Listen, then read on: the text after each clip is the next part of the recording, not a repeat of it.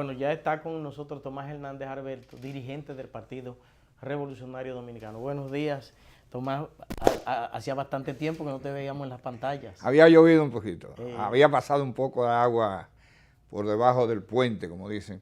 Pero bueno, estamos aquí y complacidos de que me haya dado la oportunidad de revincularme nuevamente Sí.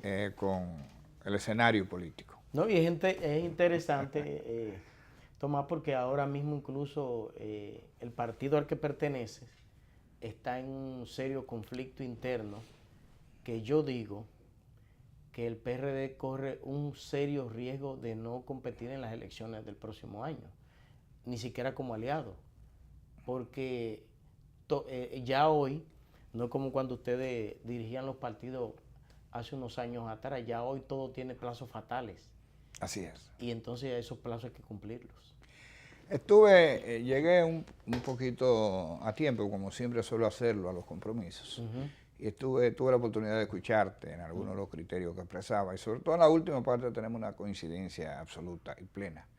En lo que respecta al Partido Revolucionario Dominicano, coincido completamente con la valoración con la que tú terminas, de que estamos realmente en una situación de tal magnitud que pudiéramos pasar por la vergüenza histórica de no poder participar en el proceso electoral.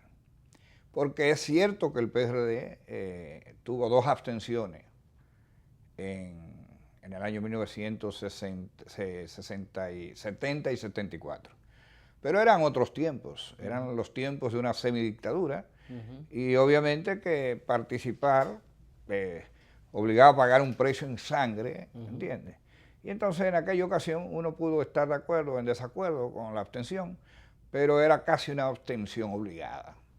Ahora en el Partido Revolucionario Dominicano hay una situación que si siguiera el marco de los tribunales, podría llevarnos a nosotros a no tener oportunidad. Así es. Ocasión que aproveché para hace algunos días plantearle a mis compañeros y a mis compañeras de partido que hay un grupo que estamos en la creación de una mesa del diálogo y la concertación que nos obliga. Es decir, yo nunca he entendido cómo podemos ponernos de acuerdo los PRDistas, que históricamente hemos sido anti-PLDistas y anti-reformistas. ¿Cómo podemos ponernos de acuerdo para llegar a acuerdos con ellos? Y no es tan difícil, porque ya Peña Gómez en el año 74 había provocado una alianza entre el PRD, el MPD y el partido de Wessing. Sí, es decir, que en política todo es posible. Y por lo tanto no estoy criticando esas alianzas. Lo que estoy planteando es cómo no es posible que también entre nosotros se produzcan esfuerzos mancomunados para salvar a una organización. Lo que se impone ahora es que cada quien coloque sus intereses particulares por debajo de los intereses de la organización. Si queremos que sobreviva, si queremos que siga jugando un rol en la República Dominicana, estamos obligados a dar un paso atrás. Y cada quien colocarse en el sentido de que hay una realidad en el PRD. Hay 3 PRD. Para comenzar, podrían haber 4. Pero está el PRD de Miguel Vargas Maldonado, que es la parte institucional. Está el PRD de Tony Peñaguaba, que enfrenta una situación muy difícil porque creía que la regla del juego era que podía participar en una primaria. Y está el PRD de Guido Gómez Mazara y de quienes le siguen. Cada uno de ellos tienen sus seguidores. Lo que se impone es una concertación, se impone una negociación, como hacían para salvar la institución. Claro, claro. Y si no se hace, es un crimen que se comete. Tan sencillo como eso. Porque el PRD, que apenas logró un 6%, un 5.85%, si se viera impedido de participar, caminaría hacia una situación de regresar a ser un partido pequeño como los demás. En cambio, con tan solo un movimiento podríamos conseguir no solamente eso, podríamos conseguir que el PRD participe y que el PRD pueda hacer un mejor papel. Y por lo tanto lo que se impone es eso. Pero yo veo que las posturas están muy ríspidas y aparentemente hay posturas inflexibles.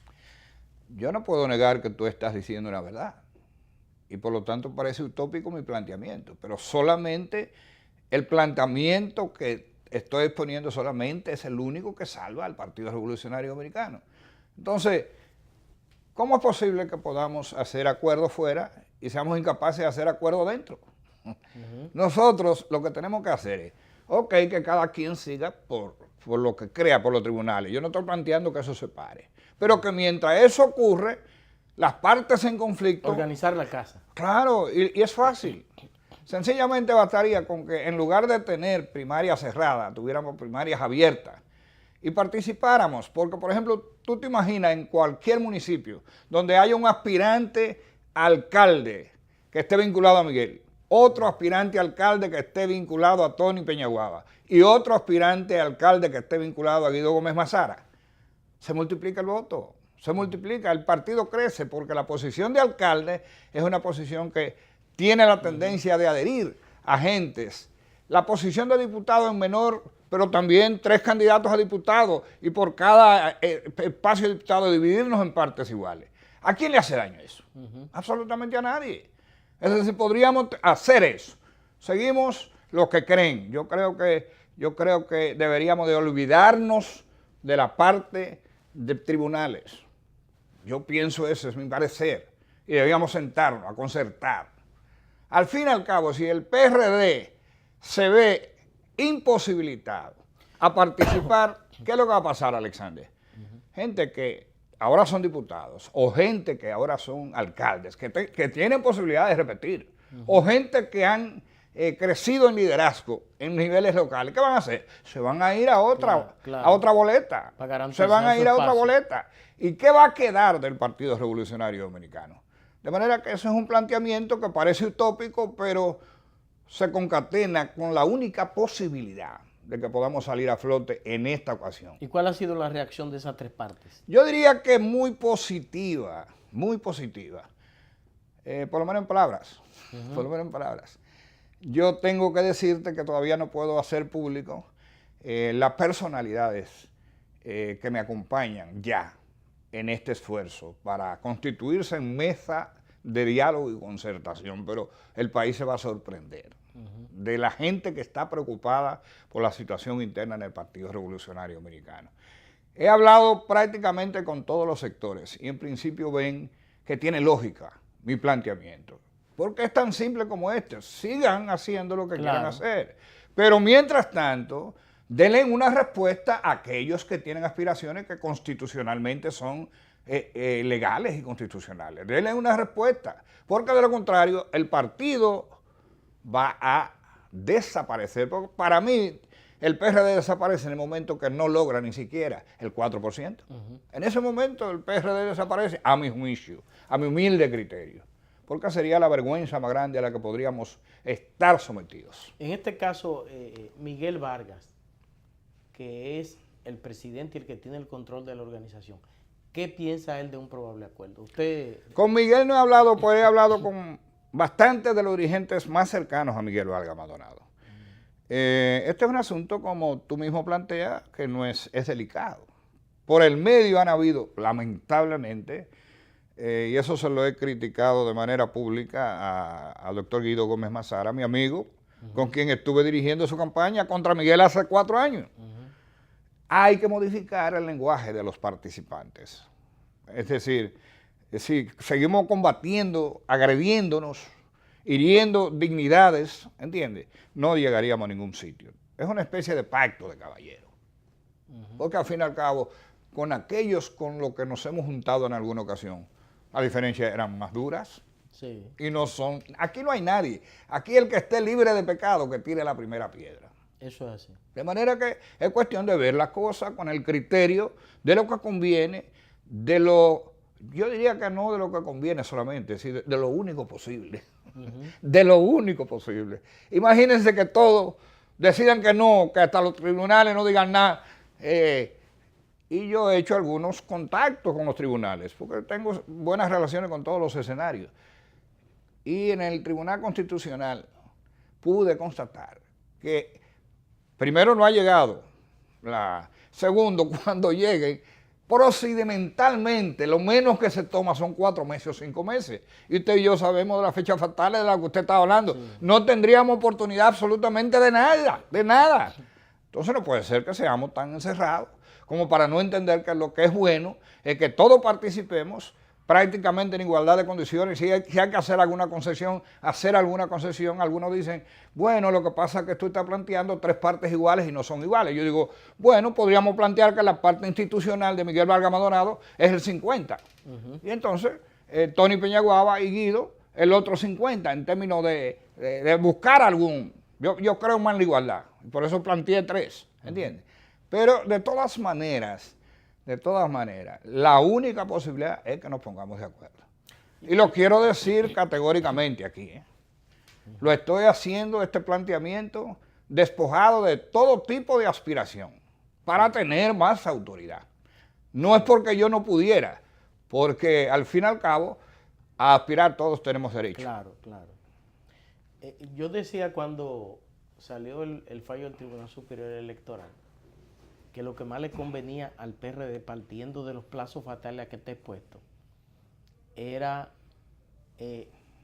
manejar su crisis interna al tiempo en que manejaba la parte institucional. Yo me alegro, Alexander, porque hacía mucho que ni siquiera nos veíamos, pero mira qué coincidencia total. Sí, y yo decía que el país cambió, y algunos políticos no se han dado cuenta. Exacto. Que con la creación del Tribunal Electoral, Tribunal Superior, el país cambió. Claro. Porque antes, Peña Gómez, Juan Bosch, Balaguer y esa gente decían, aquí lo que vamos a hacer es que vamos a sacar, o vamos a poner, o vamos a hacer. Exacto, sí. Y eso se hacía. Ese tiempo pasó. Ya eso no es posible. Ese tiempo pasó. Ya eso no es posible. Entonces, la única posibilidad, Alexander Pérez, es seguir el orden. Lo primero, agradecerte infinitamente por esta oportunidad que me da por la mañana. Por la mañana, sí. Yo, de este canal, yo soy, he estado en muchas ocasiones con sondeo. En muchas ocasiones con sondeo. Me alegra venir ahora a otro escenario, pero quiero decir, antes de que yo me decidiera a este bajo perfil que tuve, y que ahora, bueno, pues reemprendo el camino defendiendo las cosas en las que yo creo. Aquí Vinicio Castillo le abre la puerta a todo el mundo. Bueno, eso este es un canal abierto. Mientras los PRDistas nos peleábamos con Vincho, yo me reunía con Vincho, porque yo nunca he creído en las puertas cerradas. ¿Entiendes? Pero además, tengo que decir que Vincho y mi hermano mayor, que ya murió, tenían una relación muy, muy cercana, y mi hermano siempre me decía, él tiene su posición, él es muy duro en sus posiciones, pero hay que escucharlo. ¿Entiendes? O sea que yo me crié en eso, y después entonces, el que yo más admiro de todos ellos, que es, ¿cómo se llama? El que fue candidato a la... Pelegrín Castillo. Pelegrín Castillo, ¿me entiendes? Lo admiro más porque, para mi juicio, de ellos es el que tiene la posición más ecléctica. Sí.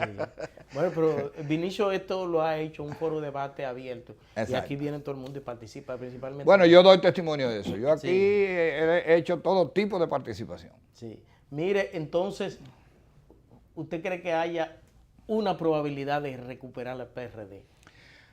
Yo no solamente creo eso. Yo creo que tendrán que pagar muy caro ante la historia quienes no entiendan que las crisis son oportunidades también para crecer. Yo creo que todo cuanto ha pasado favorece a una solución. Todo este asunto favorece una solución. Y lo pueden hacer de la manera en que quisieran. Si quieren, pueden seguir con los tribunales, pero al mismo tiempo reuniéndose para salvar el partido, ¿entiendes? Y si quieren, dejemos de lado los tribunales y entonces vamos a resolver de manera más definitiva, que sería mejor todavía. Es un asunto solamente de que pongamos al partido, a este partido tan grande que nadie jamás pudo llegar a los niveles de contacto y de identidad con el pueblo que tuvo el Partido Revolucionario Dominicano. Un papel histórico estelar. Además, hablabas tú de la reelección. Yo estuve en el Banco Agrícola con apenas 26 años de edad. Y Peña Gómez en algún momento llegó a ver que había un equipito al lado de don Antonio que hablaba de reelección. Me propuso a mí que yo hablara contra la reelección. Y yo le dije, Peña, si yo hablo contra la reelección me va a sacar primero. Y no es verdad que haya nada de reelección. Entonces eso pasó como, me dijo en un momento, me llamó y me dijo, Tomás, y es que tú amas más el carguito que tienes que al partido. Ya no me tuvo que decir más nada. Troné contra la reelección y no duré más que un mes y medio más después que dije eso. Yo sabía que iba a provocar eso, pero no me siento arrepentido, porque siento que una de las cosas positivas que le ha dejado el PRD de aquel entonces a la nación es que, habiendo tenido dos presidentes constitucionales como Antonio Guzmán y Salvador de Blanco, ninguno de los dos intentó reelegirse. Después ya vino lo que ya se conoce, que ya eran otros tiempos también, ¿entiendes? Pero yo creo que esa parte es muy importante. Y pienso también que los que hablan contra la reelección es porque no le conviene. Ajá. No le conviene. Porque cuando han estado en posición han querido hacer lo mismo. ¿Tú me entiendes lo que te quiero decir? De manera que no creo que sea tan sincero el discurso contra la reelección. Es un asunto de intereses políticos. No estoy diciendo con ello que yo sea partidario o que no sea partidario. Yo soy de los que cree que lo que más le conviene al país es que ya no haya más reformas constitucionales. Pero estos que se pintan como que son abanderados no tienen calidad, porque ellos mismos, cuando tuvieron oportunidades, no solamente modificaron la Constitución a su favor, sino que además la propia Constitución que fue modificada también quisieron violentarla, solo que no pudieron. Entonces es un discurso más de intereses. Yo no estoy diciendo con eso que no haya gente que ciertamente tenga el criterio, como los norteamericanos, de que solamente debe haber dos reelecciones. Yo no estoy diciendo eso. Yo me encantaría que se fuera ya lo único que existiera. Pero el discurso, como yo conozco el país, como tú sabes que lo conozco hace mucho tiempo, yo te puedo decir que no pasa de ser un discurso de intereses. Exceptuando el discurso de la Iglesia Católica. Yo tenía diferencia con Nicolás de Jesús López Rodríguez, pero yo siempre decía, lo que me gusta de él es la coherencia. Yo puedo tener diferencia con mi iglesia, yo soy católico militante, pero lo que me gusta de mi iglesia es que es coherente. Por lo tanto, no le critico y pienso que está correcto. Ese es el papel de las organizaciones. Ahora nos toca a nosotros, como tú mismo planteabas, los políticos, procurar soluciones, porque si no lo que tú viste que pasó en Ucrania y que pasó en Guatemala se puede repetir en cualquier sitio. Y como tú yo pienso que son inventos y que esos inventos pueden ser fatales. Pero es el paso, y es el paso imprudente de los políticos el que abre las compuertas a los no políticos. Sí. Pero hay un asunto que el sentido del debate en este momento, Tomás, no es si Danilo debe o no reelegirse, es el fortalecimiento institucional de la sociedad. Lo que hay es un rechazo a que se siga jugando con la Constitución. O sea, la sociedad está reclamando seguridad jurídica. La sociedad está reclamando que las reglas de juego estén ahí y que ya se frene eso de que cada vez que sube un gobierno trate de cambiar las reglas de juego. Porque entonces no hay garantía para nadie. Cuando no hay seguridad jurídica, cuando las reglas de juego no están transparentes, entonces no hay seguridad para nadie. Y pienso que en mucho el debate se pierde en eso. Lo que la sociedad está exigiendo es seguridad jurídica. Y yo pienso que hay que andar. Yo pienso que el discurso de la sociedad es importantísimo. Es hasta cierto punto determinante. Y siempre es importante que haya una sociedad con capacidad para tener propuestas. Lo que yo estoy diferenciando es el de los políticos, que decimos que no estamos en favor de una cosa y finalmente cuando esa cosa nos conviene, entonces cambiamos de parecer. Y que eso tú lo puedes ver, no quiero mencionar nombres porque no es mi papel, pero tú lo puedes ver en el propio liderazgo del Partido de la Liberación Dominicana. ¿Cuál era el papel de Franklin Almeida cuando Leonel Fernández Reina intentó, porque él intentó la reelección? Él la intentó en interpretación de que la Constitución favorecía que el periodo en que él llega estaba dominado por una constitución diferente. Él lo intentó. Y ese pontífice, ¿entiendes? Franklin Almeida García, mi gran amigo, que hace su rol, hace su papel. Porque él está claramente definido con la vuelta de Leonel. Y obviamente que si Danilo modificara la constitución de la República, Leonel tendría que esperar 4 años más. ¿Entiendes? Fíjese bien, ese mismo andaba buscando firmas y hablando hasta de referéndum para la interpretación en el momento en que le convenía. Entonces, por eso yo le digo, la sociedad civil es una cosa, la iglesia es otra cosa y los políticos somos otra cosa. Por eso yo no creo en el discurso de los políticos cuando del tema de la reelección se trata. Cuando la reelección me conviene, a mí es buena. Cuando no me conviene, es mala. En ese yo no creo. Por lo tanto, no es un pecado mortal contra el país. Eso lo quiero establecer porque ahora yo soy un poquito comparón ahora, porque ahora ya estudié ciencia política. Antes hablaba de oído, ahora estudié ciencia política. Entonces, realmente no se viola la Constitución de la República por una nueva modificación constitucional, porque la Constitución prevé cómo se modifica la Constitución, claro, y en qué contexto se modifica. Por lo tanto, no es un pecado mortal la modificación. No, la modificación no. Ahora, el con las modificaciones sí es lesivo a la sociedad. Completamente de acuerdo contigo. Pero fíjate, porque no quiero que te quede ninguna duda de mi posición. Yo creo que la iglesia está haciendo lo que tiene que hacer. Creo que la sociedad civil está haciendo lo que tiene que hacer. Ahora, la gente no se puede dejar engañar de los políticos. Los políticos, cuando le conviene la reelección, están de acuerdo. Cuando no le conviene, están en desacuerdo.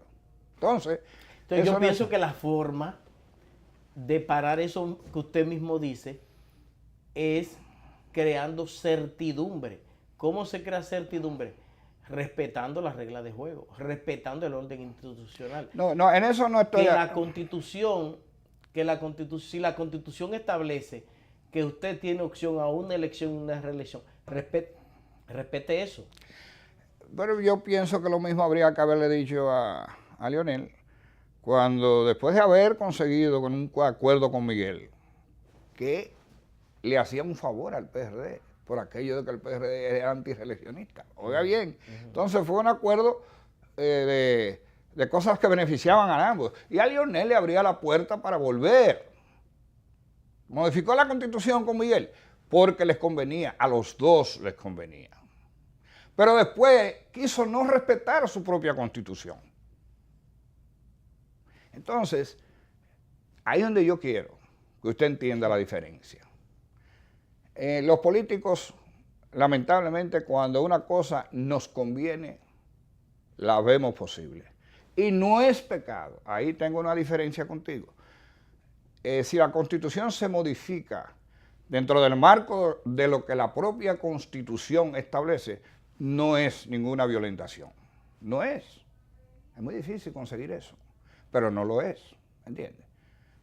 Luego, el discurso político no se compadece con la práctica política. ¿Usted me entiende?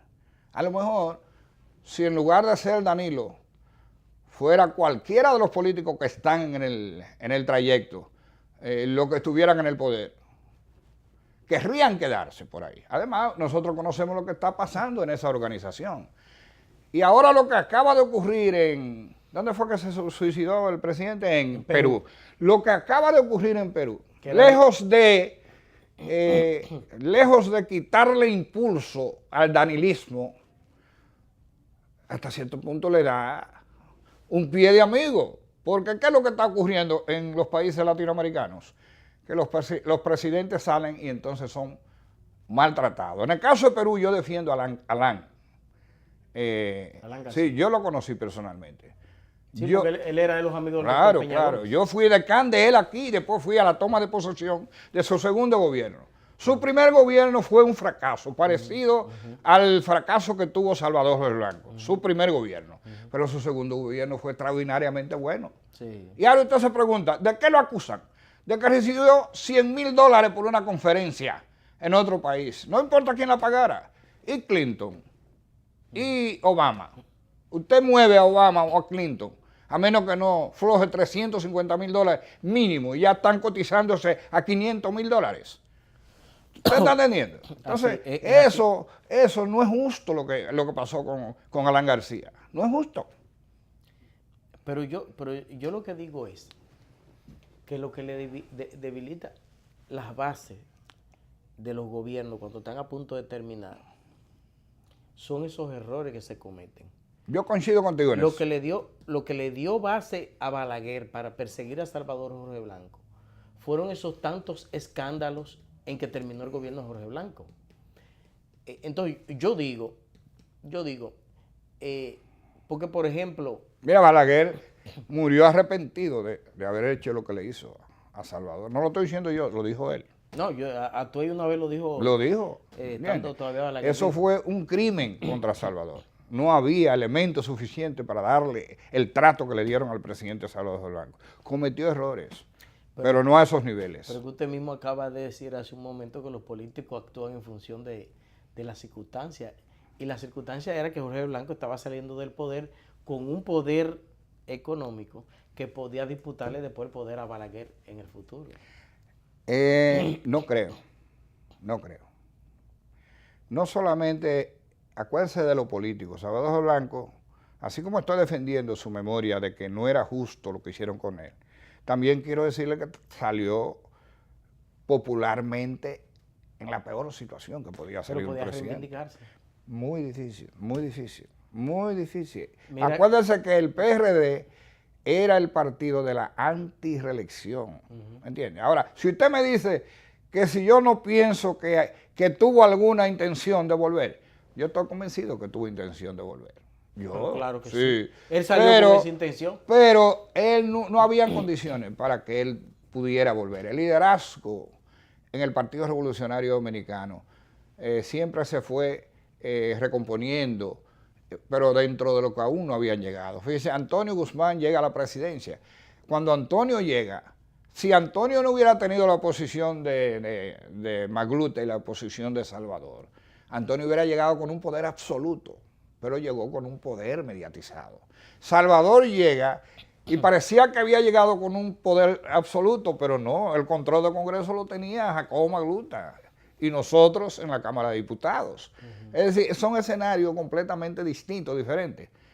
De manera que no puede haber ninguna comparación con relación al tema. ¿Entiendes? Pienso yo. Yo pienso que el error de Jorge Blanco cuando decidió que Balaguer sea el que gobierne y no Magluta, el error de Jorge Blanco fue no ver que en el PRD él tenía un enemigo interno que era Peña Gómez, otro enemigo interno que era Magluta. Y entonces... Calculó mal. Y que Balaguer desde el poder iban a ser tres enemigos muy poderosos que lo iban a hundir. Calculó mal, pero en confidencia que me hiciera el presidente Balaguer, primera vez que digo esto, el presidente Balaguer no actuó dentro del marco de un plan para impedir que Salvador volviera. El presidente Balaguer se sintió agredido, y yo pienso que tiene razón, cuando viendo sus condiciones físicas, le impidieron viajar en helicóptero. En el helicóptero, sí. ¿Y quién decidió eso? El presidente Salvador Blanco. Ese fue el motivo fundamental. Balaguer se sintió humillado.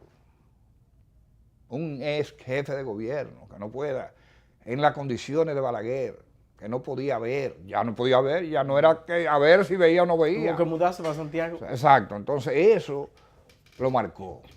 Y en la primera ocasión que tuvo, además Balaguer llega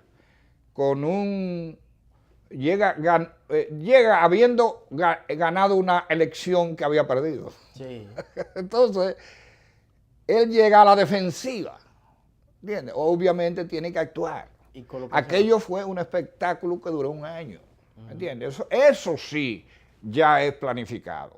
¿Por qué? Porque el PRD era un monstruo completo. Y él podía correr el riesgo de tener un PRD, ahora él en un gobierno, diría yo, democrático, porque los gobiernos de Balaguer en su segunda fase fueron democráticos, ¿entiendes? Hacía trampa, pero eran democráticos en su ejercicio.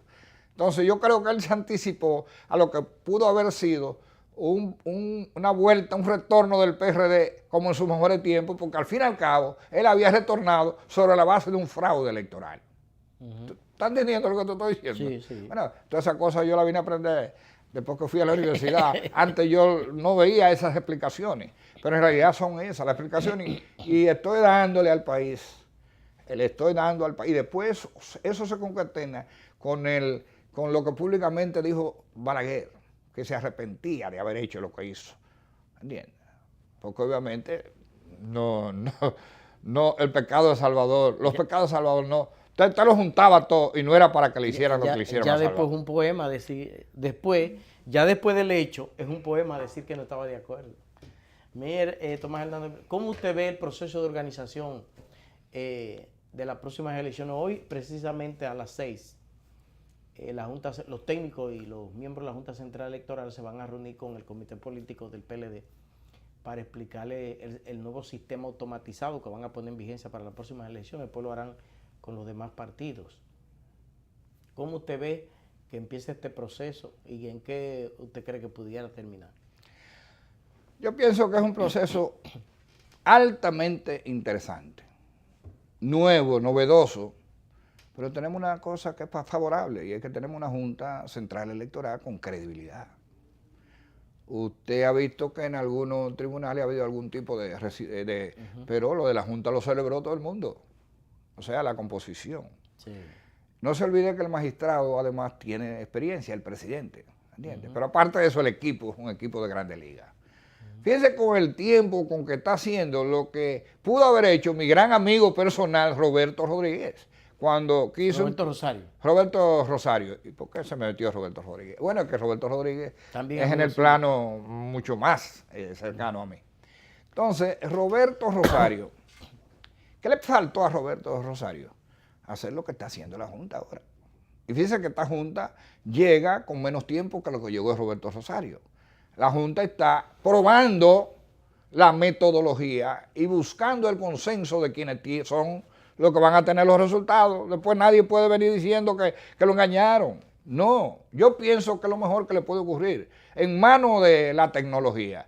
No sucumbe ningún proceso. Lo que sucumben son los que participan, que no aprendieron a tiempo qué es lo que están haciendo. A la gente hay que enseñarle qué es lo que significa votar.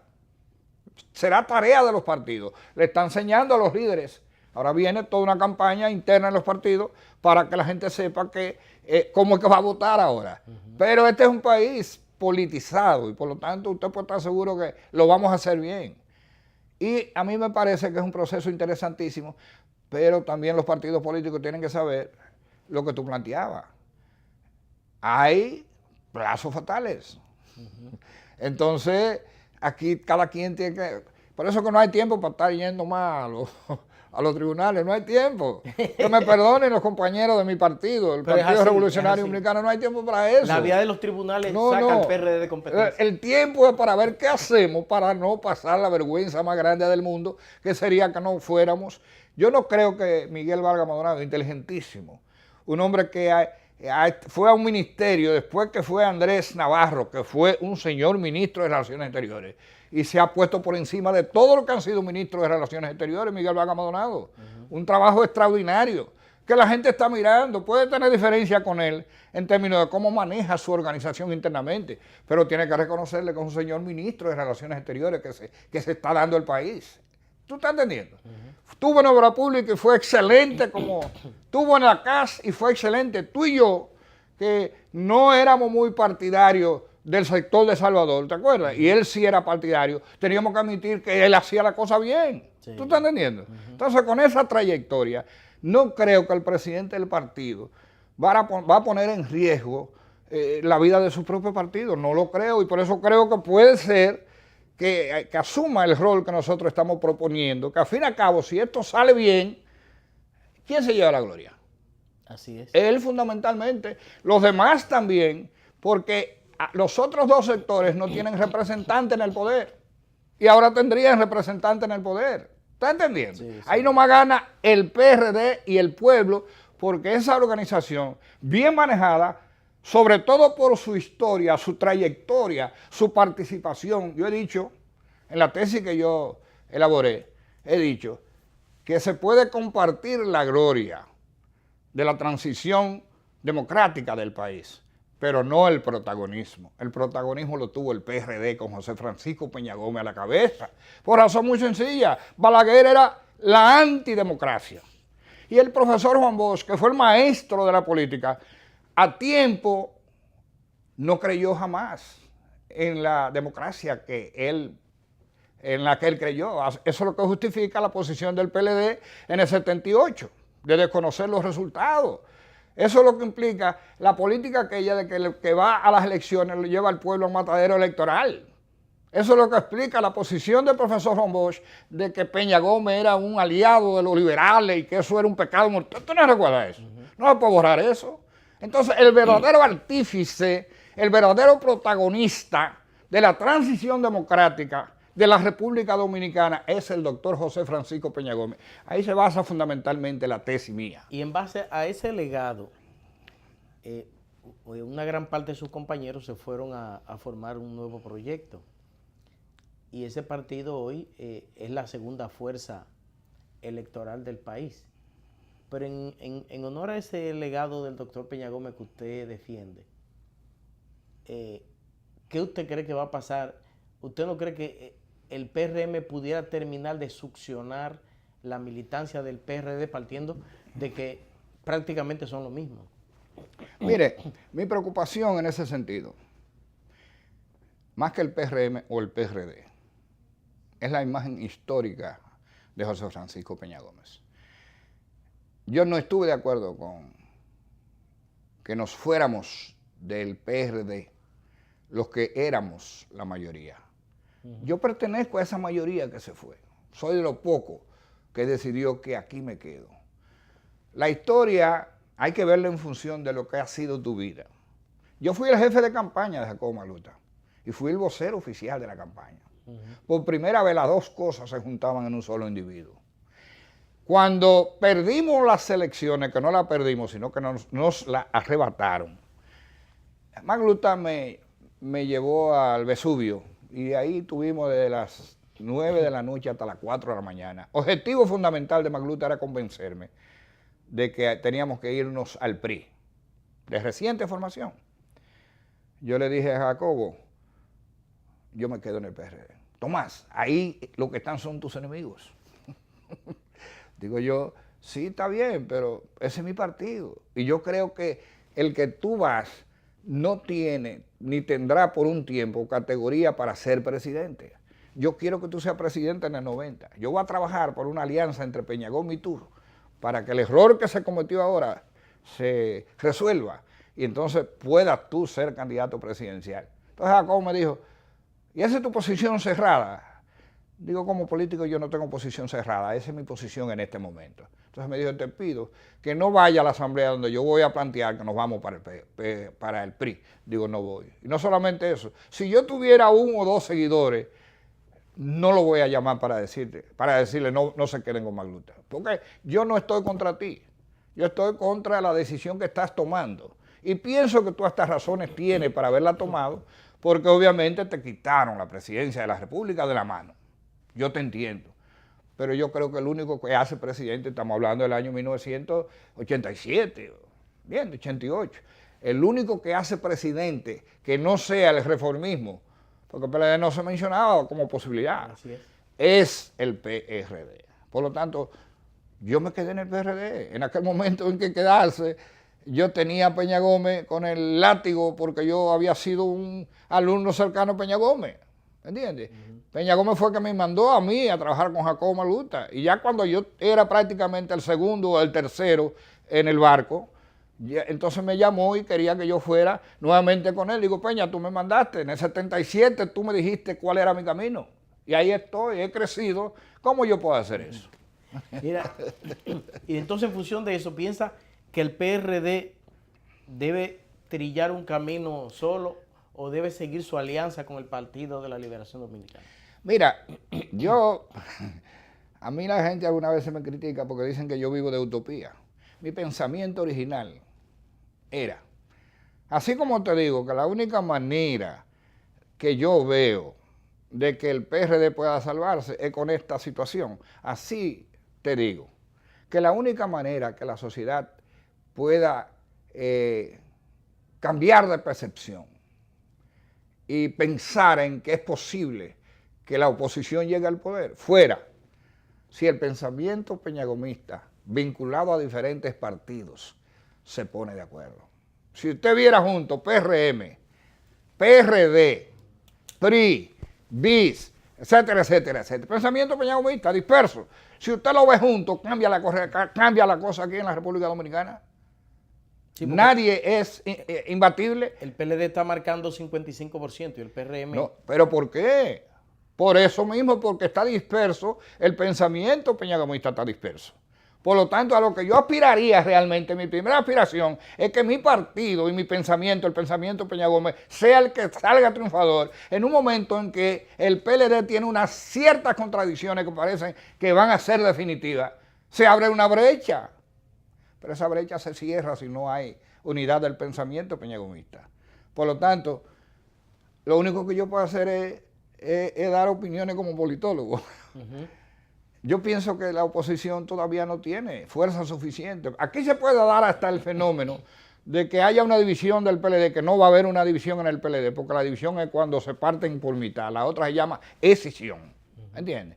Y puede ser que gane uno de los candidatos del PLD si es que Leonel decidiera irse fuera, que yo no creo, oigan bien, otra cosa que le estoy diciendo, que yo no creo que se iría fuera. ¿Cuál es el papel? Esa no es la trayectoria del PLD. ¿Se ponen de acuerdo o no se ponen de acuerdo? ¿Qué usted cree que va a hacer el presidente Medina en este momento histórico que está pasando el país? Alguna gente no lo cree, pero mi tesis es que el presidente Danilo Medina, si lograra que el presidente Leonel Fernández Reina desistiera de sus aspiraciones, desistiría automáticamente. Y podría darse en el Partido de la Liberación Dominicana la emergencia de un tercero o tercera apoyado por los dos. Eso es perfectamente posible. Danilo no es, como lo quieren pintar, un obsesivo del poder. Danilo tiene una situación, una coyuntura. Para poderse mantener en el poder tuvo que hacer una serie de maniobras o permitir una serie de maniobras que generan contradicciones profundas. O sea, ¿usted no cree que el presidente pretenda buscarle una repostulación? Yo creo que él haría todo lo indecible por no tener que buscarla. Creo que solamente la procura si Leonel insiste en ser candidato. Eso es mi percepción. Entonces la va a buscar porque el doctor Fernández ha dicho que él no tiene marcha atrás. Acuérdense que la política es coyuntura. ¿Cuántos años tiene Leonel? No, tiene 2 o 3 años menos que Danilo. Sí. Leonel, con 2 o 3 años menos que Danilo, ha sido 3 veces presidente. Y anda buscando una cuarta. Entonces, Danilo tiene 2. ¿Qué de malo tiene que quiera empatar con Leonel? Es política lo que le estoy hablando. No conveniencia o no. Ahora, Danilo no quiere. Yo se lo puedo asegurar. O sea, yo estoy hablando de conversaciones. No quiere. Pero la vida lo puede obligar. Porque si usted ve el panorama que está pasando en el mundo,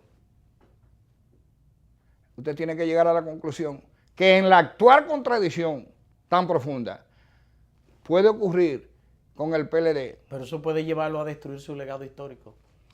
Porque eso puede llevarlo a él a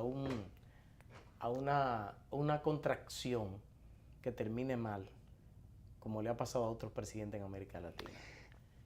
Perdóname que no coincida contigo. Porque no todas las 3 elecciones han sido malas. Delano Roosevelt tuvo 4 reelecciones y fueron muy buenas. Si se lo compara con el de Nicaragua, son 2 regímenes muy diferentes. Compárelo con Fujimori en Perú. Compárelo con lo que le pasó a Pinochet.